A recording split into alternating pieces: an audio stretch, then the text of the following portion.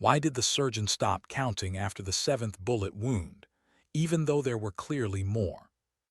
The light above the operating table flickered again, weak, yellow, the kind of light that made everything in the room look older than it was. Forward Operating Base Salerno had seen nights like this before. Cold nights, long nights. But this one was different. The doors burst open, and two soldiers carried in a stretcher, boots hitting the concrete in uneven rhythm. The smell of dust and cordite came with them. And blood. A lot of blood. Lieutenant Commander Pierce turned from the supply cabinet. 14 years of combat surgery had hardened him to almost everything a battlefield could produce. Almost. He froze. The woman on the stretcher looked impossibly small against the stained canvas. Her uniform was torn in so many places it barely resembled clothing anymore. Dark patches of dried blood marked every inch of fabric. Pierce stepped closer. One wound in the shoulder. Another through the forearm. Two along the ribs. One near the collarbone. Another through the calf. He counted again. 9. 9 bullet wounds. And yet her chest still rose. Barely. But it rose. Pierce leaned closer, ready to begin the quiet math surgeons do when they decide whether a life is still negotiable. Then her eyes opened. Clear gray. Focused. Not the drifting confusion of someone fatting out. Not the panic of someone clinging to the edge. Just clarity. Her cracked lips moved. Pierce bent down. The voice that came out was little more than air. Grid coordinates. She recited numbers. Exact numbers. Then one word. Tuesday. Her eyes closed again. Pierce straightened slowly. Behind him, Corpsman Delaney whispered something under his breath that sounded like a prayer. The woman hadn't survived because someone rescued her.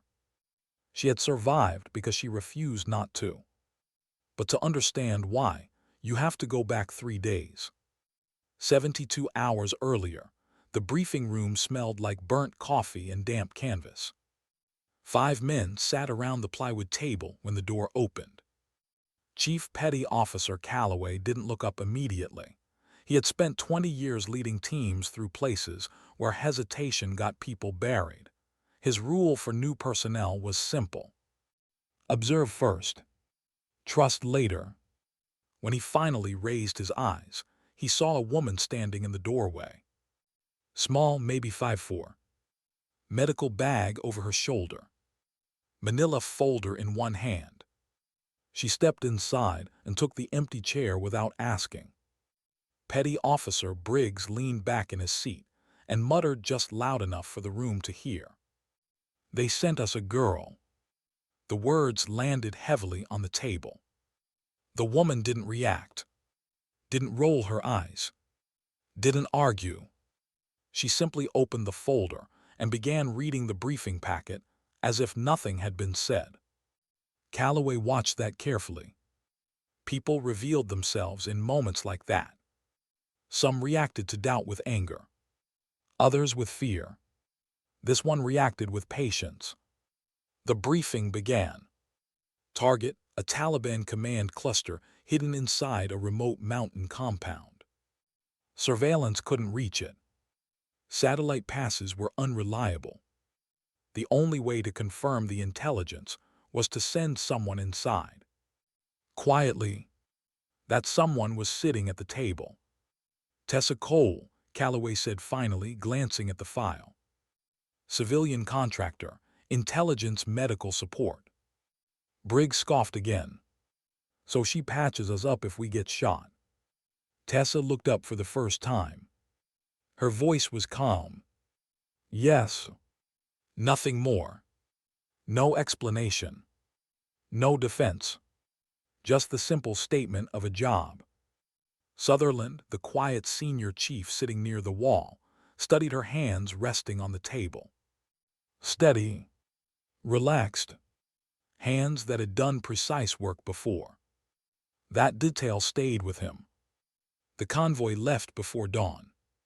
4 vehicles moving through black mountain roads carved into the Hindu Kush.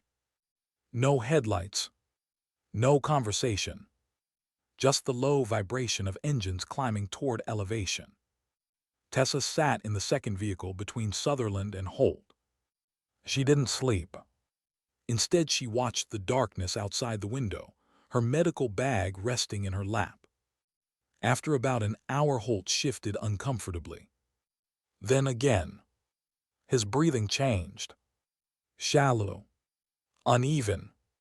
Sutherland noticed it. But Tessa was already moving. "Stop the vehicle." The driver hesitated. Calloway's voice came from the front seat. "Keep moving." Tessa didn't raise her voice. "He has 4 minutes before obstructive shock." The words landed like a dropped tool. Calloway turned. He studied Holt's pale face. Then the woman beside him, who sounded disturbingly certain. "Stop." The vehicles rolled to a halt along the frozen road.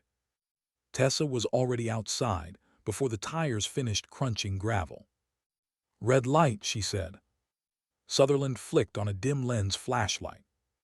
She knelt beside Holt, fingers moving across his ribs. "Tension pneumothorax," she said quietly. "Needle." Second intercostal space. A quick, precise motion. The hiss of escaping air sounded almost delicate in the cold mountain silence. Holt gasped. Color slowly returned to his face. He stared at her, stunned. Sutherland nodded once. "Good catch, Doc." 2 simple words. Professional respect. Tessa packed the needle away without looking up. But something small shifted in her expression. Calloway watched everything. He watched the way she worked. The way she didn't rush. The way she didn't perform for approval. Just competence. Later that night, after the convoy reached the staging area, Calloway stood outside the motor pool watching equipment checks. Someone had leaned a rifle against a truck wheel. Tessa passed it. She picked it up. Cleared the chamber. Checked the magazine. Finger straight along the receiver. Then placed it back exactly where she found it. 4 seconds. No hesitation. No wasted movement. Calloway had spent 18 years around weapons. Training looked one way. Instinct looked another. What he had just seen wasn't training. It was familiarity. Deep familiarity. He didn't mention it.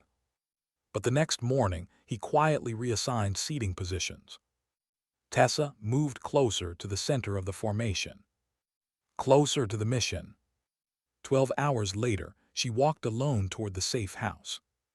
Disguised in local clothing. A basket in her hands. 8 men sat inside the mud brick room when she entered. 2 rifles leaning casually against the wall. A notebook on the table. She moved slowly. Calmly. Spoke with the woman near the fire. Drank tea. And memorized everything. Names. Coordinates. Dates. Then she saw the final detail. An American name written in the corner. Next to a radio frequency. She recognized it immediately. And in that moment, something cold settled quietly into place inside her mind. She stayed 3 more minutes. Then she left. The alley outside should have been quiet. Instead, it felt wrong. Too quiet. No dogs barking. No voices. Just silence. The kind of silence that means people are waiting. She turned down a side passage. 3 seconds later, the alley behind her exploded with gunfire. Calloway's voice came through her earpiece. "Sitrepo. Extraction compromised," she whispered. A pause. How compromised? Tessa thought about the notebook. The American name. the ambush waiting in exactly the right place. And suddenly, the mission made a terrible kind of sense. Someone had set this up. Someone on their side. She flipped the comm switch off and ran for the mountains. The first bullet hit her shoulder 40 meters outside the village. She stumbled, regained her footing, kept running. The second round tore through her forearm. The third struck her ribs. The fourth ripped across her calf. She counted them automatically. 4. Still moving. The men chasing her believed she was finished. They were wrong, because Tessa Cole had been learning something her entire life. Not how to shoot, not how to fight, but how to endure distance. Her grandfather had taught her that. Frank Cole, Delta Force sniper. He used to say something strange when she was young. "This rifle isn't for killing," he told her once. "It's for understanding distance." At 14, she didn't understand what that meant. But now, bleeding on a frozen mountainside, running toward a horizon that seemed impossibly far away, she finally did. And somewhere behind her, the men with rifles kept firing. But Tessa didn't slow down. Not yet. Because there was something she hadn't told her team. Something sitting quietly in her memory. Names. Coordinates. A plan scheduled for Tuesday.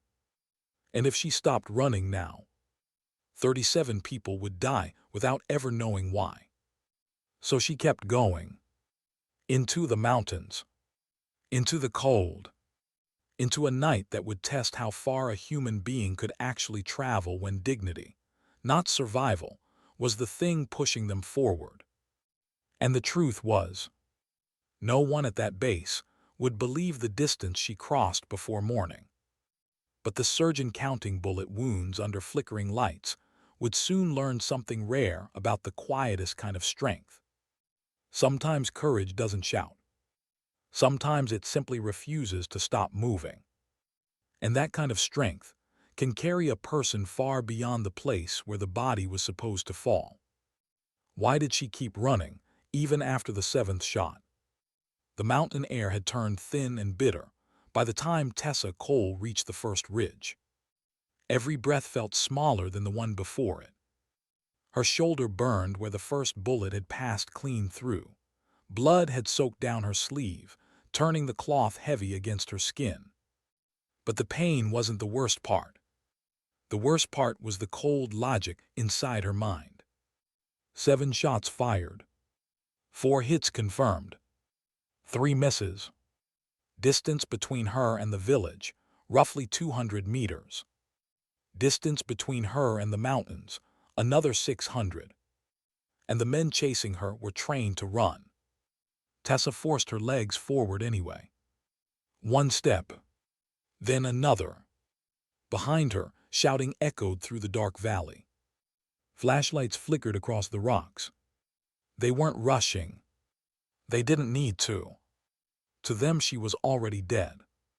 A wounded woman alone in the mountains at night, with no supplies and no cover. The only question left was where they would find the body. Tessa slipped on loose gravel and dropped to one knee. The impact made the wound in her ribs flare like fire. For a moment the world tilted. The sky above the mountains spun slowly. And something inside her whispered a quiet suggestion. Stop. Just for a second. Rest. No one would blame you. Her hand pressed into the dirt as she fought the wave of dizziness. That quiet voice came from somewhere deep in her chest, the same place every exhausted soldier eventually hears it. The place where surrender starts sounding reasonable. But another voice answered it. Older. Calmer. Her grandfather's voice. You're not racing people, Frank Cole used to say during their long walks through the Wyoming hills. You're racing distance. Tessa forced herself back to her feet. Distance. That was the only enemy that mattered now. She moved again, climbing higher into the jagged slope where rocks replaced dirt and the ground turned uneven. Another gunshot cracked through the night. The fifth bullet struck the edge of a boulder inches from her head. Stone exploded into fragments. Tessa dove behind the rock, chest heaving. Her vision blurred for a moment. Blood loss was beginning to pull at her concentration. She knew the signs: cool skin, lightheadedness, slow reaction. She opened her medical pouch with shaking fingers. Tourniquet, pressure bandage.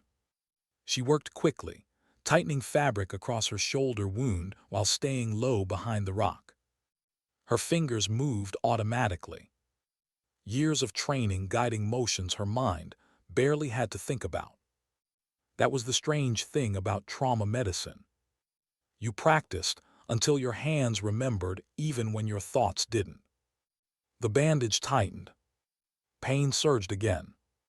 But the bleeding slowed. Voices echoed below the ridge now. Closer. Too close. Tessa peeked over the rock. 3 figures moved through the slope beneath her. Rifles raised.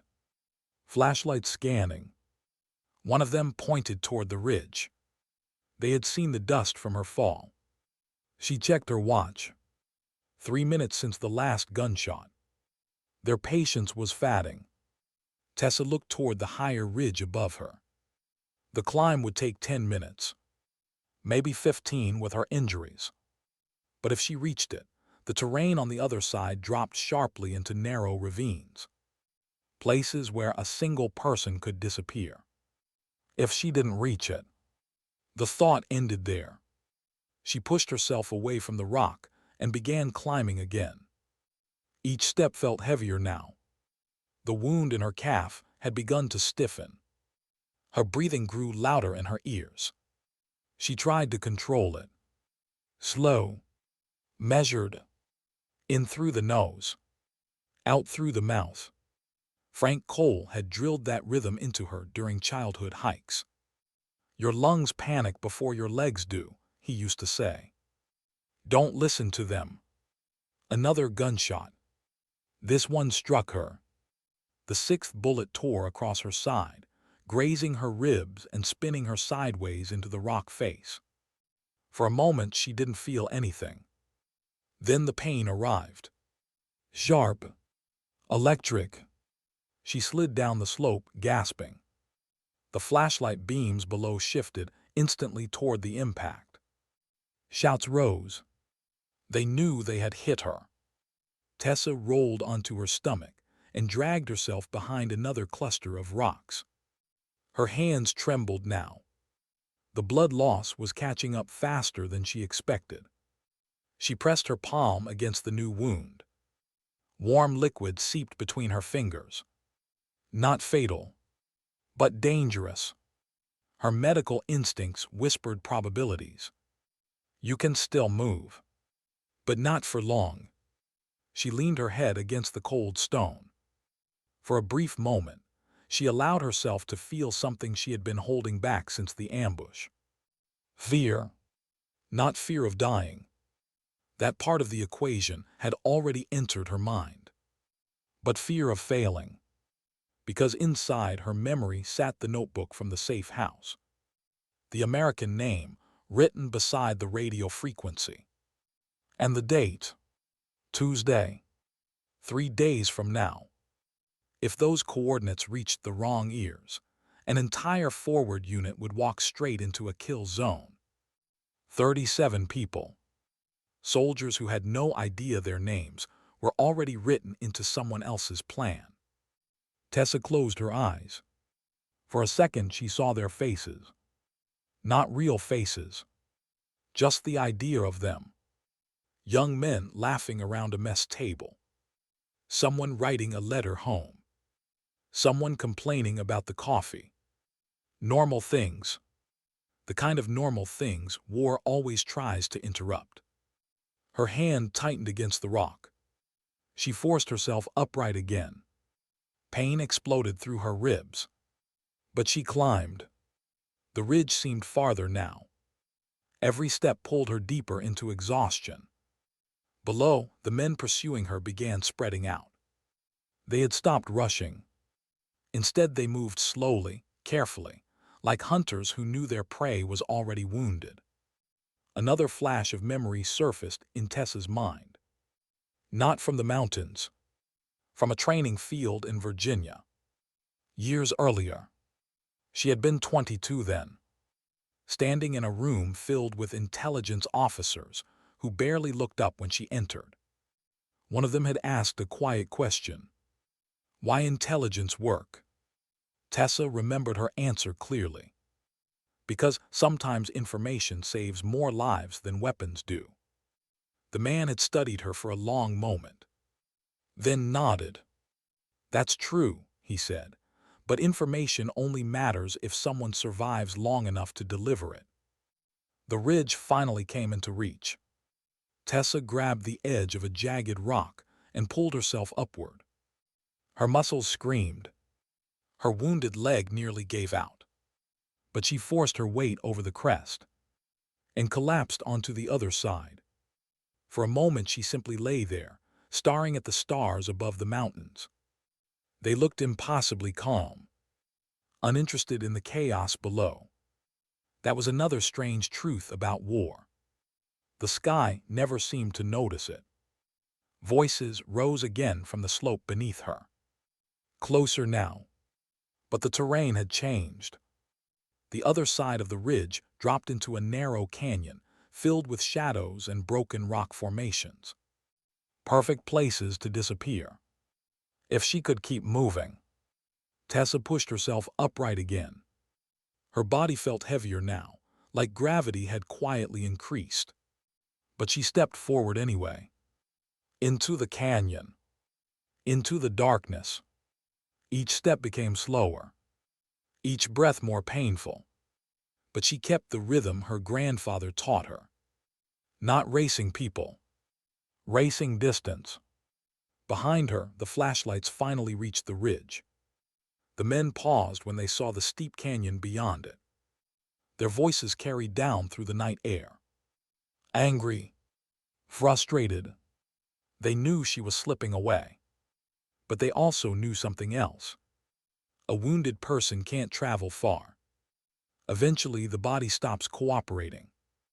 Eventually, the blood loss wins. Eventually, the distance becomes impossible. They just had to wait. But the truth was, Tessa Cole wasn't thinking about the distance anymore. She was thinking about Tuesday, and the terrible quiet certainty that 37 lives were now tied to how far she could keep walking before dawn. The canyon swallowed her footsteps as she moved deeper into the mountains. And somewhere behind her, the searchlights began spreading across the ridges like slow-moving stars. The hunt had only just begun. But what the men chasing her didn't understand yet was that sometimes the most dangerous person in a battlefield isn't the one carrying the biggest weapon. Sometimes it's the one carrying the most important secret. And Tessa Cole had decided something simple on that ridge. If her body failed before she reached the base, she would crawl the rest of the way. Because dignity doesn't ask how far something is. It simply keeps moving until the distance disappears. Why did the blood trail suddenly stop? The men following her noticed it first. One of them crouched beside the dark stains scattered across the canyon floor. He touched the ground, rubbed the wet dust between his fingers, then slowly looked up. The trail had been obvious for nearly a mile. Drops of blood. Footprints dragging through loose stone. Signs of someone losing strength with every step. And then nothing. Just bare rock. The man scanned the canyon walls, uneasy now. A wounded person doesn't simply stop bleeding. Not after the kind of injuries she had taken. Something about it felt wrong. He gestured for the others to spread out. Above them, hidden between jagged layers of stone, Tessa Cole pressed herself against the rock face and tried to slow her breathing. Her chest rose in shallow, careful movements. Every inhale hurt. Every exhale burned. But she stayed perfectly still. She had seen the narrow ledge while climbing down into the canyon, a thin crack running along the wall about 8 feet above the ground. The kind of place most people would never think to look. She had forced herself upward despite the pain, smearing dust over the blood on her clothing before pulling herself into the shadow of the rock shelf. Now the men searching below moved slowly through the canyon floor. Flashlights passed beneath her hiding place. One beam paused directly under her boots. Tessa didn't move, not even when a cough threatened to escape her throat. The cold mountain air made her lungs ache. But she forced the reflex down. Silence. That was something else her grandfather had taught her. Stillness isn't about hiding, Frank Cole once said during a hunting trip when she was 16. It's about patience. She remembered lying beside him on a hilltop that afternoon, watching a herd of elk graze nearly 400 yards away. She had asked him why they were waiting instead of moving closer. He smiled. Because sometimes moving less gives you more time. Below her, the men were losing patience. One of them cursed loudly. Another kicked a loose rock across the canyon floor. They had expected the chase to end quickly. Now uncertainty was creeping into their voices. One of them pointed toward the canyon entrance behind them. Another gestured deeper into the ravine. They argued quietly for a moment. Tessa watched the way they moved. Their patterns, their spacing. Her mind kept cataloging details automatically, the same way it had inside the safe house earlier that evening. Information was survival. The flashlight beams drifted farther away. One by one, the men moved deeper down the canyon. Following the direction they believed she must have gone. They were wrong. But Tessa didn't move immediately. 5 minutes passed. Then 10. Her muscles began to tremble from holding the same position. The wound in her side pulsed with each heartbeat. Still she waited. Patience. Eventually, the lights disappeared around a bend in the canyon. Only darkness remained. Tessa finally exhaled. Her body sagged slightly against the rock. For the first time since the ambush, she allowed herself to truly feel how much damage had been done. Her shoulder throbbed under the tightened bandage. The bullet through her forearm had stiffened the muscles in her hand. Her ribs burned every time she moved. And the cut along her side had soaked through the second layer of cloth she had wrapped around it. 9 wounds total. She counted them again in her head. Not because she needed to, but because counting made things feel organized. Controlled. War rarely allowed control, but numbers sometimes did. Tessa slowly climbed down from the ledge. Her boots touched the canyon floor with a quiet scrape. She paused, listening. Nothing. Just wind sliding through the rocks above. She began moving again, this time heading in the opposite direction the search team had gone. North, toward the distant ridgeline that eventually led back to coalition territory. The walk felt different now. Slower, heavier. The adrenaline that had carried her through the first miles was fading. In its place came exhaustion. Her thoughts drifted in strange directions. At one point, she found herself remembering the smell of coffee in the briefing room 3 days earlier. Burnt, bitter.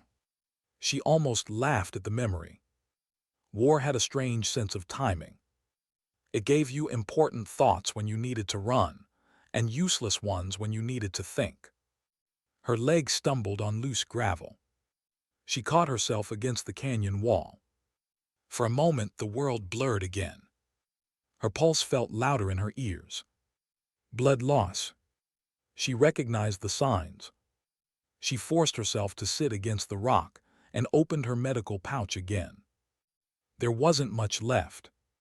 One more compression bandage. Half a vial of morphine. A small hydration packet. She stared at the morphine for a long moment. It would dull the pain, slow her breathing, but it would also slow her mind. Right now she needed her mind. The coordinates, the names, the notebook. Those details had to stay clear. She pushed the morphine back into the pouch. Pain, she decided, was the better companion tonight. It kept people awake. She drank the hydration packet slowly. The water tasted metallic against her dry throat. But it helped. A little. When she stood again, the sky above the canyon had begun to lighten slightly. Not sunrise yet, but the first hint that night was loosening its grip on the mountains. That worried her. Darkness had been her ally. Daylight would make hiding harder. Her pace increased despite the fatigue pulling at her muscles.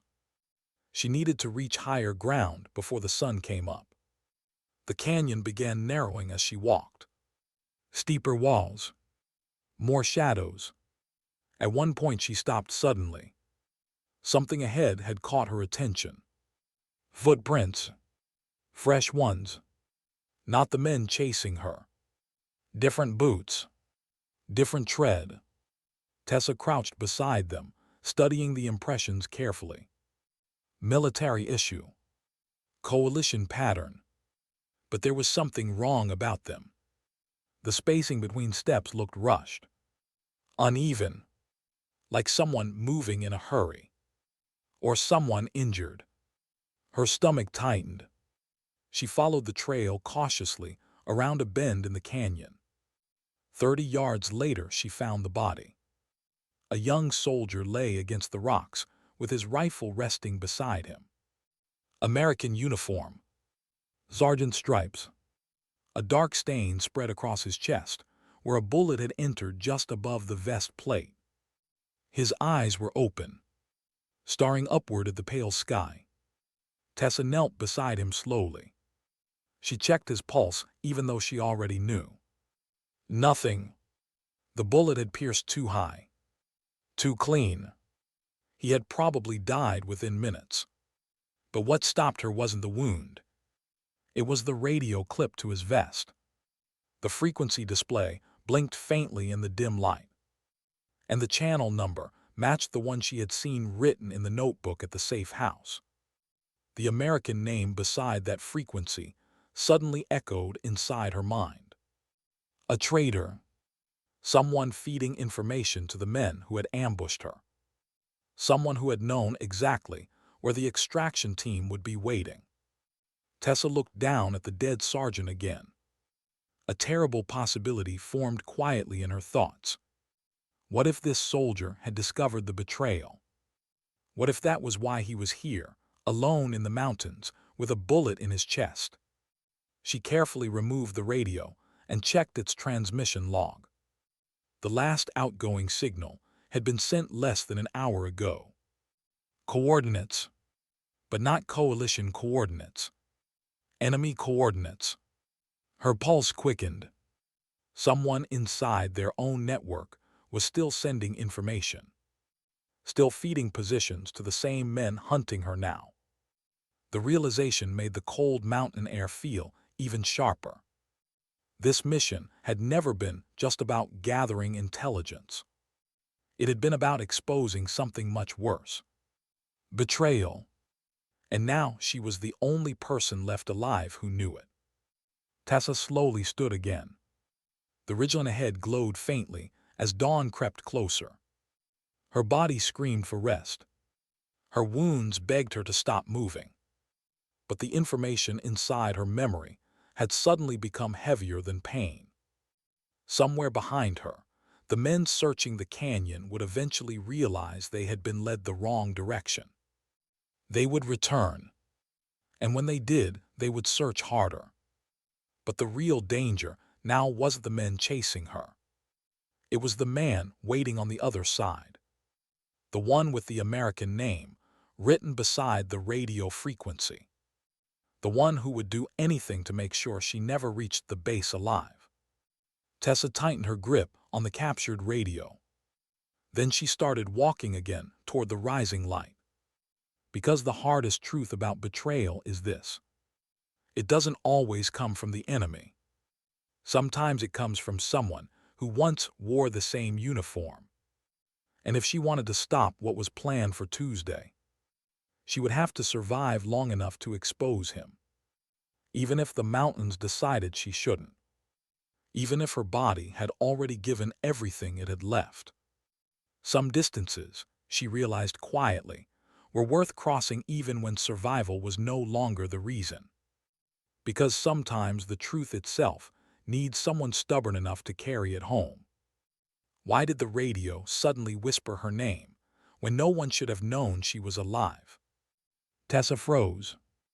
The sound was faint, almost swallowed by the wind sliding through the canyon walls. But she heard it clearly. A burst of static. Then a voice. Cole, respond. Her fingers tightened around the captured radio. For a moment she wondered if blood loss had finally begun to play tricks on her mind. Hallucinations were not uncommon after severe trauma. But the signal came again. Cole, if you're alive, key the mic. The voice was quiet, controlled, familiar. Chief Petty Officer Calloway. She stared down at the radio display. The frequency blinking across the screen was not the standard team channel. It was the one written in the notebook. The one linked to the American name. Which meant something terrible.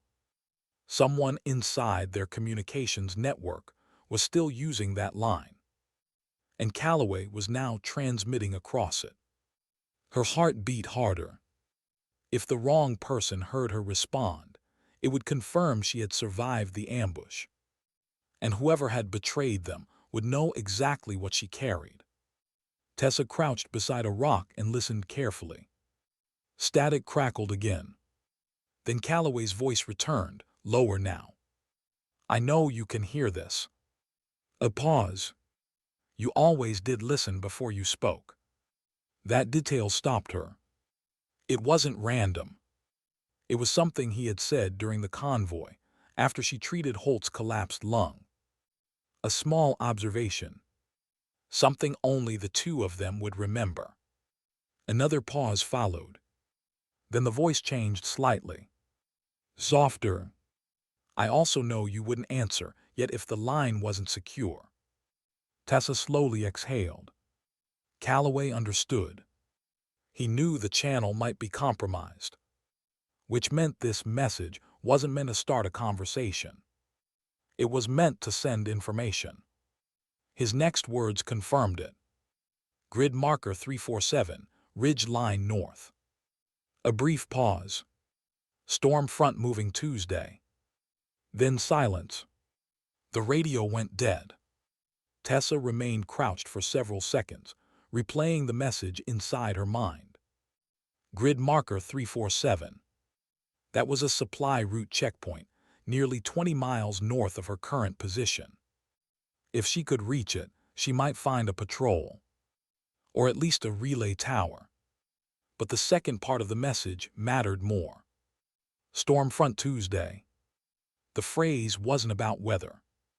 It was a code phrase used during training simulations. It meant an operation scheduled to begin under the cover of chaos. An attack. The same attack she had seen planned in the notebook. Calloway was confirming it. And warning her. But there was another layer hidden in the message. Something subtle. Something that made her chest tighten slightly. He had said ridge line north. Not canyon path. Which meant one thing. He knew she wasn't in the canyon anymore.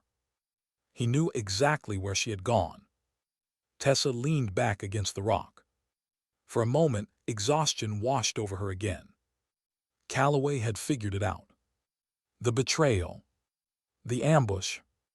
And he was trying to guide her toward safety, without alerting whoever was listening. But that also meant something else. If the traitor was monitoring the frequency, they would also hear the message. They might not understand it immediately, but eventually they would. And when they did, they would start searching the northern ridges. Tessa forced herself to stand again. The sky above the mountains had turned pale gray now. Dawn was minutes away. She began climbing out of the canyon toward the higher ridge. Each step felt heavier than the last. Her wounded leg dragged slightly behind her. Her shoulder burned beneath the tightened bandage. But she kept moving, because the coordinates inside her memory had become a kind of compass. Every step north brought them closer to the people who needed them. Halfway up the ridge, her vision blurred again. She stumbled, caught herself against a jagged rock. The world tilted briefly before settling. Blood loss was stealing her balance now. She knew she needed rest. But stopping meant cooling down. And cooling down meant her body might not start again.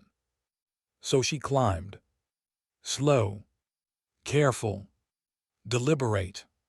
The ridge finally leveled out after nearly 40 minutes. Tessa collapsed onto the flat stone at the top, breathing hard. From this height, she could see the valley stretching miles below. Smoke still drifted faintly from the direction of the village where the ambush had begun. Somewhere out there, the men hunting her were still searching the canyon.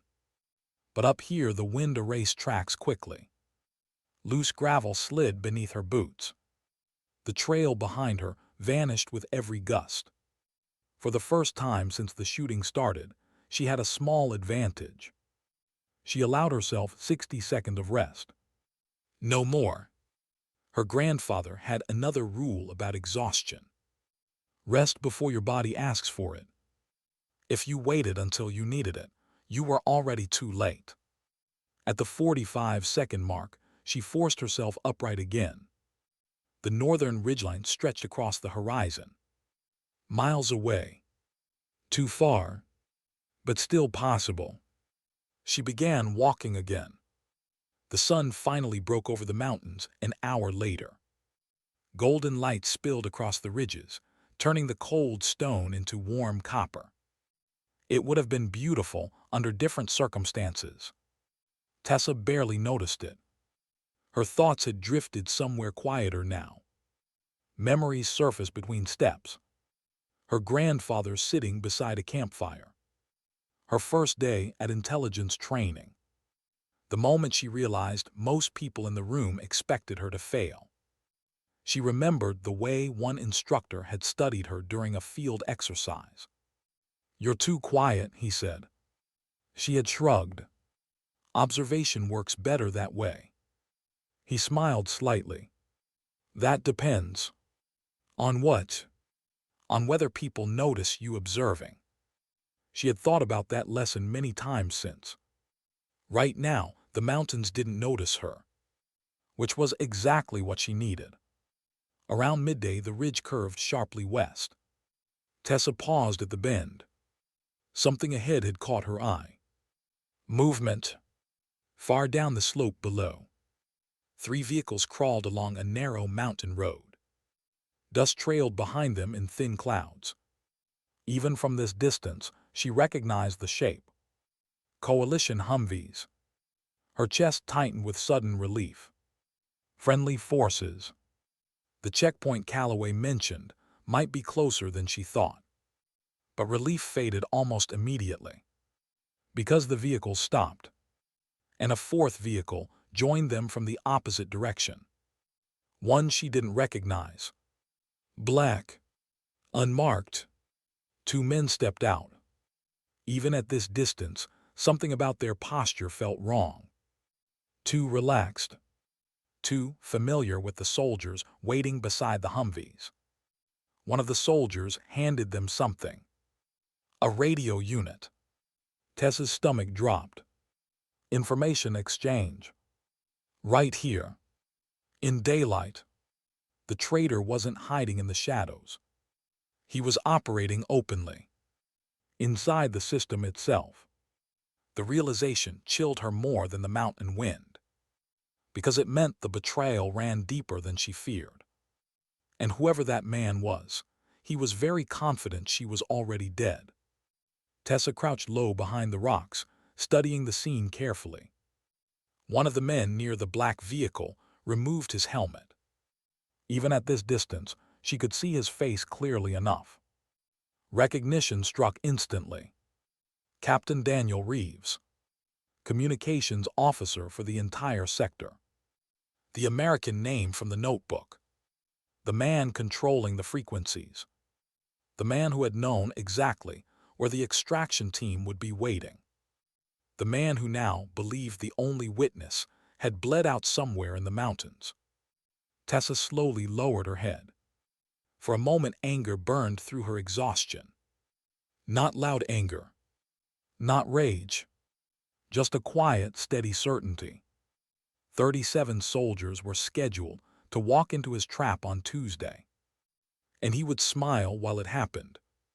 Unless someone stopped him. Unless someone carried the truth back before the storm arrived.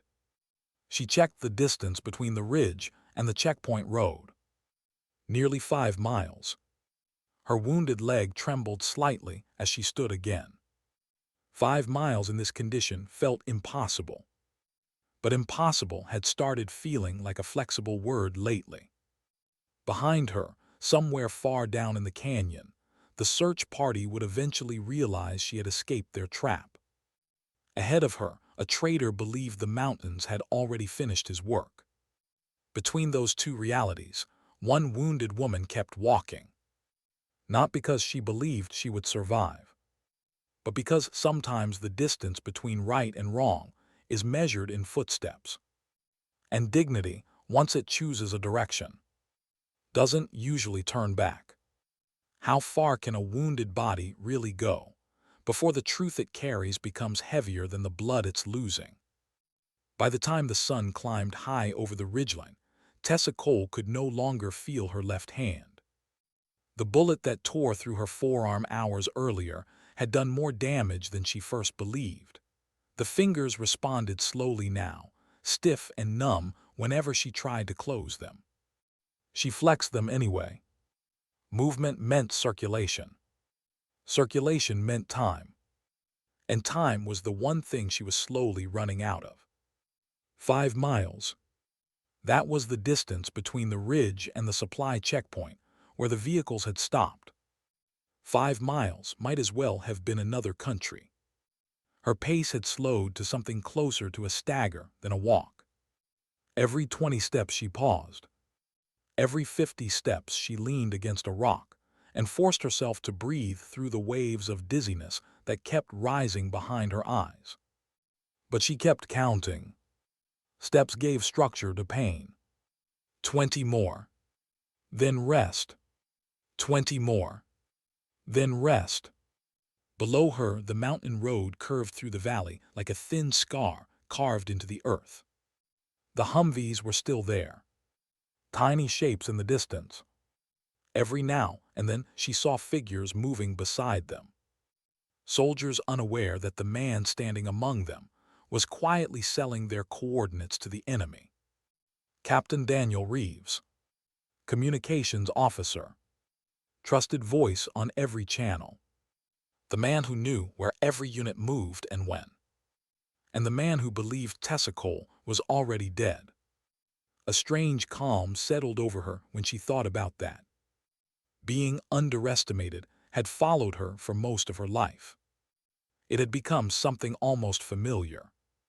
She remembered a moment during intelligence training years earlier. A field simulation deep in the woods. 30 candidates. Only 6 would finish the course.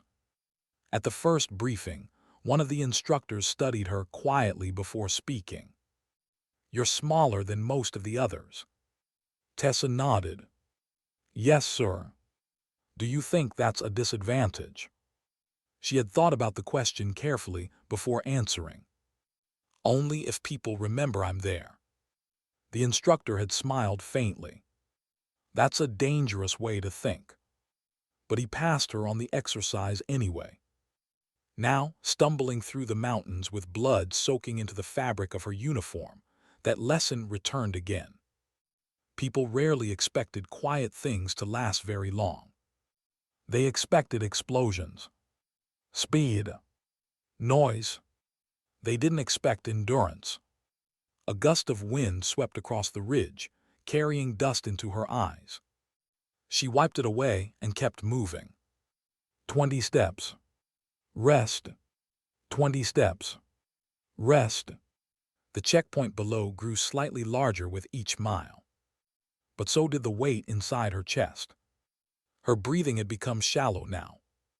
Each inhale scraped against her ribs like broken glass. She knew what that meant. One of the earlier wounds had likely punctured deeper than she first believed. A slow internal bleed. Manageable for a while. But eventually it would take its toll. The sun slid higher. Hours passed. Her shadow stretched thin across the rocks beside her. At one point she stumbled so badly, she nearly collapsed off the side of the ridge. Her boot slipped on loose gravel. Her wounded leg buckled. For a terrifying second, the ground disappeared beneath her.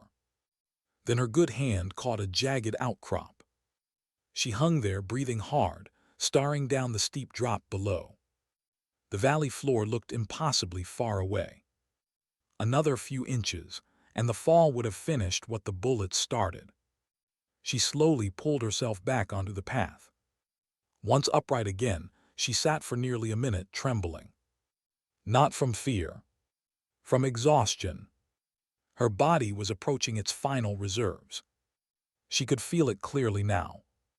Muscles reacting slower. Vision dimming at the edges. The quiet signals of a body asking permission to stop. She closed her eyes briefly. And another memory surfaced. Her grandfather again. Frank Cole sitting beside the tailgate of an old truck after a long day in the mountains. She had been 16 then. Exhausted from hiking farther than she thought possible. At one point she had asked him something. "Why do you push so hard?" Frank had looked out across the hills before answering. "Because sometimes you don't know how strong you are until distance forces you to find out." Tessa opened her eyes again. The checkpoint vehicles were much closer now. Maybe a mile.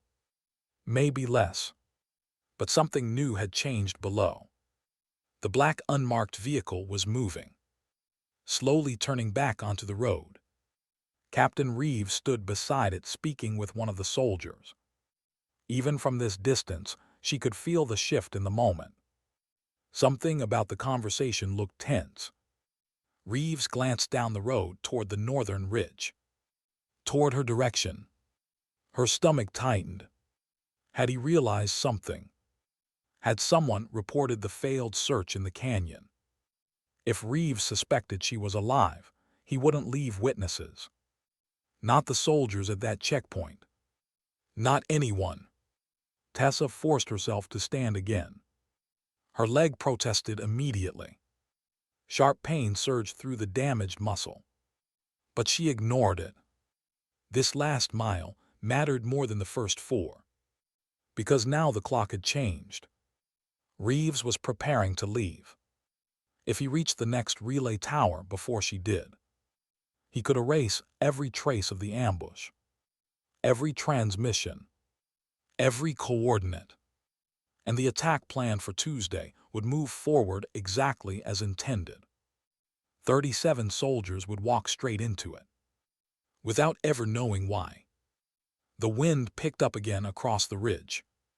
Dust swirled around her boots. Her body felt hollow now. Light. Almost detached. She had reached the strange place exhaustion sometimes creates. Where pain dulls into something distant. Where movement becomes mechanical. One step. Then another. Below her, the Humvees started their engines. Reeves climbed into the passenger seat of the black vehicle. The convoy began to move. Panic flickered through her chest for the first time since the ambush. If they drove away now, she might never catch them. Her legs pushed harder, faster. Loose stones slid beneath her boots as she descended the final slope toward the road. Her balance faltered twice, but she kept moving. The vehicles rolled slowly along the dirt track now, dust rising behind them. 20 yards. 15. 10. Her lungs burned like fire. Her vision narrowed, but she kept going. 5 yards from the road, her strength finally gave out. Her knee collapsed beneath her. She hit the ground hard. The world spun wildly. The vehicles continued moving. For a moment she feared they would disappear around the bend before anyone noticed her. Then something strange happened. The last Humvee in the convoy stopped. A soldier inside had spotted movement on the hillside. A body crawling toward the road. The door opened. Boots hit the dirt. The soldier jogged toward her cautiously, rifle lowered halfway. "Tessa." The voice sounded distant, unreal. She forced her head up. Through blurred vision, she recognized the face leaning over her. Petty Officer Holt. The same man whose lungs she had saved in the convoy days earlier. His eyes widened as he saw the blood covering her uniform. "Jesus." More soldiers ran over. Voices overlapped. Hands lifted her carefully from the ground. Someone shouted for a medic, but Tessa barely heard them. Her focus had narrowed to one thing: the road ahead. The black vehicle. Captain Reeves stepping out again with a confused expression as the convoy halted. Their eyes met across the dusty distance. For just a moment. Long enough for recognition to register in his face. Long enough for him to understand something had gone terribly wrong. Tessa reached weakly toward Holt's vest and grabbed the radio clip there. Her voice barely rose above a whisper. "Reeves." The soldiers around her went silent. "Traitor." The word landed like a dropped weapon. And in that quiet moment, Captain Daniel Reeves realized the one thing he had been certain about was the only thing he had gotten wrong. The woman he left for dead in the mountains had walked 5 miles carrying the truth he needed buried. And now every soldier on that road was staring directly at him. Tessa's grip on the radio loosened as darkness finally crept in around the edges of her vision. Her body had reached its limit, but the distance had already been crossed. And sometimes, that's all courage really asks of a person. Why did the surgeon stop counting, even though there were still 2 wounds left? The operating room inside Forward Operating Base Salerno had grown unusually quiet. Machines hummed softly. A heart monitor pulsed a slow, steady rhythm. And under the harsh surgical lights, Lieutenant Commander Pierce stared down at the body on the table. 9 bullet wounds. He had confirmed 7 of them already. Shoulder, forearm, ribs, calf, side. 2 more smaller entries near the lower back. The kind of trauma that usually arrives with a simple conclusion. But nothing about this case was simple. Pierce adjusted his glasses and glanced toward the door where several soldiers stood silently watching through the observation window. Chief Petty Officer Calloway, Petty Officer Holt, 2 corpsmen, and 3 armed military police officers standing behind a handcuffed man. Captain Daniel Reeves. No one spoke. No one moved. Inside the room, Pierce continued working carefully. The bullets had passed through mostly clean in several places. That had saved her. Barely. But the blood loss alone should have been enough to end it long before she reached the checkpoint. Yet somehow she had walked 5 miles across mountain terrain carrying injuries that would have stopped most people within minutes. Pierce finished suturing the wound along her ribs and leaned back slightly. Pulse. 68, the nurse answered. Pressure. Climbing. He nodded slowly. Stabilizing. Against every reasonable prediction. Across the observation window, Calloway exhaled quietly. He hadn't realized he had been holding his breath for the last 2 hours. Holt stood beside him, arms folded tightly. He still remembered the moment she collapsed in the road. The way her fingers had barely managed to grip the radio. The single word she had forced out before losing consciousness. Traitor. At first the soldiers near the convoy had thought she was delirious. But then Calloway saw the way her eyes had locked onto Reeves. Not confused. Not frightened. Certain. And certainty has a strange way of spreading quickly among people who work in dangerous places. Reeves had tried to deny it. At first, he laughed. Then he argued. Then he demanded explanations. But when the radio logs were checked, the truth surfaced faster than anyone expected. Encrypted transmissions sent during the last 3 months. Coordinates leaked. Patrol routes compromised. Supply convoys ambushed. Every signal traced back through the communications network he controlled. And the final message, the one sent less than 2 hours before Tessa reached the road. A warning to the same insurgent group that had been chasing her through the canyon. By the time military police placed the cuffs on his wrists, Reeves had stopped speaking entirely. Now he stood quietly behind the glass, watching the operating room. Watching the woman he thought would never be seen again. Inside the surgical bay, Pierce removed his gloves and stepped back from the table. "We got lucky," he said quietly. The nurse raised an eyebrow. 9 gunshot wounds doesn't sound like luck. Pierce glanced down at the patient again. "You'd be surprised." He had seen men die from a single bullet. Others survive explosions that should have erased them entirely. War didn't always follow logic. Sometimes survival came down to strange details. The angle of a bullet. The thickness of bone.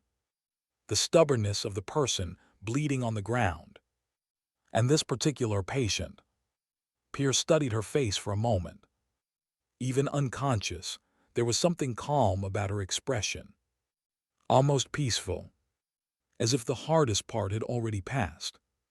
Outside the room, Holt finally spoke. "Is she gonna make it?"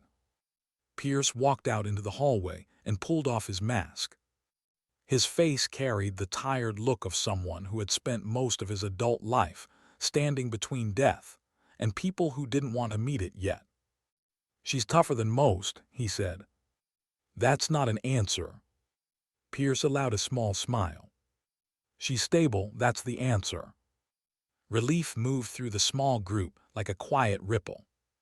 Calloway nodded once. Then he looked through the glass again. At the woman lying on the table. He remembered the moment she first walked into the briefing room days earlier.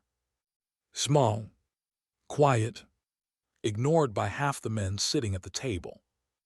Briggs had muttered something about them sending a girl. Calloway had said nothing then. Observation first. Trust later. Now he understood something he hadn't noticed in that first moment. It wasn't that she was quiet. It was that she didn't waste energy trying to prove anything. She simply did the work. Sometimes that kind of strength takes longer for people to notice. But once you see it, you never forget it. Across the hall, Reeves shifted uncomfortably as 2 military police officers prepared to escort him away. He glanced once more toward the operating room. Toward the woman who had carried his secret across 5 miles of mountain while bleeding from 9 bullet wounds. Something like disbelief still lingered in his expression, as if he couldn't quite understand how his plan had unraveled. One of the guards nudged him forward. Time to go. Reeves didn't resist. The hallway swallowed the sound of their footsteps as they disappeared toward the detention wing. Inside the operating room, the machines continued their steady rhythm. Hours passed quietly. The sun began setting behind the mountains, outside the base perimeter. And sometime near evening, Tessa Cole woke up. At first it was just a flicker, her eyelids shifting slightly against the bright lights. Then a small breath, deeper than the ones before it. Pierce noticed immediately. "Wells," he murmured. "Look who decided to come back." Calloway stepped into the room slowly. He didn't say anything right away. He simply stood beside the bed as Tessa's eyes opened. Gray, focused, just like the moment she arrived. For a few seconds she stared at the ceiling, trying to remember where she was. Then her gaze moved toward him. "Reeves?" she asked quietly. Calloway nodded. "In custody." A faint breath escaped her lips. Not quite relief. More like closure. The kind that arrives when a burden finally leaves your shoulders. She closed her eyes again briefly. Calloway watched her carefully. "You walked 5 miles," he said. She didn't respond. After a moment she opened her eyes again. "Did the message go out?" "Which one?" "Tuesday." Calloway allowed himself a small smile. "The storm's been canceled." That was all she needed to hear. Her body relaxed slightly against the pillow. The tension that had held her together through the mountains finally released. For a long moment neither of them spoke. Outside the base, the evening wind moved quietly across the desert. Somewhere soldiers laughed near the mess hall. Life continuing the way it always does after danger passes. Tessa stared at the ceiling again. Her voice came softer this time. 37. Calloway nodded. "All safe." She closed her eyes once more. A small breath left her chest. And this time it carried something lighter with it. Not victory. Not pride. Just the quiet satisfaction of distance finally reached.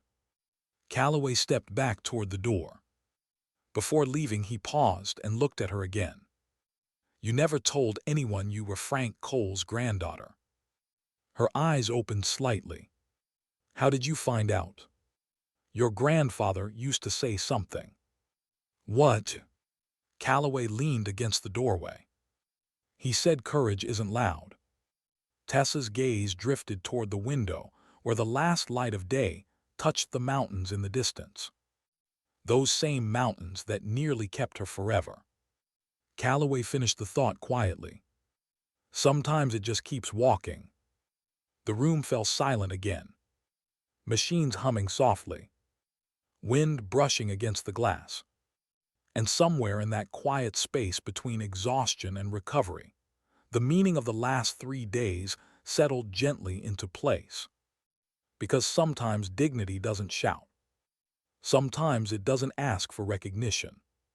Sometimes it simply takes the next step, and the next, and the next, until the distance between right and wrong finally disappears. And when that happens, the world quietly becomes a safer place.